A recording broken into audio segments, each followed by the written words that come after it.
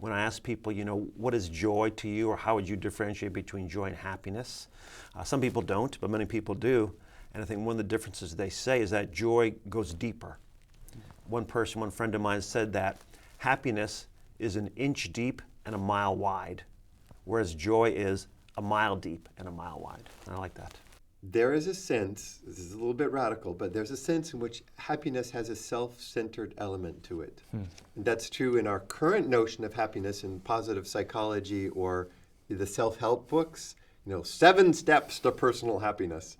And you think, all right, I want to be happy, I'm going to go read the book, I'm happy, right? It has a very individual focus. Happiness in the general conversation tends to be seen as something more ephemeral. I think, again, starting out on a general kind of common sense level, I tend to think of joy as something a little more intense. It's something that can bubble up and almost overwhelm one. Happiness I tend to think of ordinarily as a sort of steady state, the whole picture rather than the emotional response of a moment.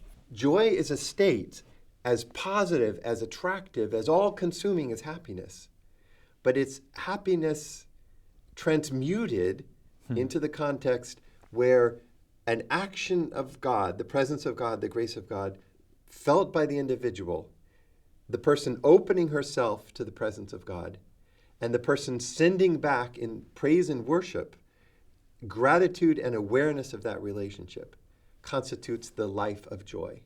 I think that even happiness is something more substantive than that, and I personally would like to reclaim the word happiness. It's been taken over by the marketplace and consumer culture, but I think it's a venerable word, for example, in Christian theology and in Western philosophy.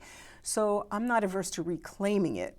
But then if we turn to the Bible, where we don't get conversation about happiness, we do get lots of conversations about joy, and some of them map rather neatly onto our common sense notions of joy as a positive response to favorable circumstances.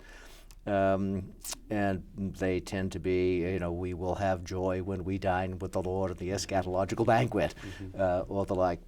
But then you have all of these paradoxical affirmations that you get in Paul and also in the fourth gospel about joy, not in place of, but in spite of suffering, oppression, and various other things. Gratitude involves celebration and suffering, much like joy does. I think that really helps differentiate it from happiness, which really doesn't involve those two elements. It might involve celebration, but certainly not the perception of suffering, the possibility that some sort of redemptive twist can occur in the face of something that is, on the face, seemingly very devastating.